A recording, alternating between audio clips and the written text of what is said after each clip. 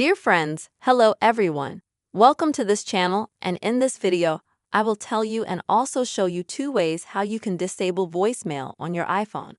But before watching, friends, be sure to like our video, subscribe to the channel, and don't forget, friends, to write your comment. Alright, let's get started. And for the first method, open up the phone app. Then go to the keyboard and enter the following combination grid 0002 grid call. And then wait for the page to load. And you will need to disable voicemail by pressing this button. The second way is to open the settings on your phone. Scroll down, tap the app. Then find the phone app itself.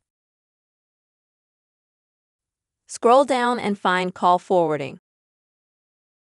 If you have it enabled, tap on the button next to call forwarding to turn it off.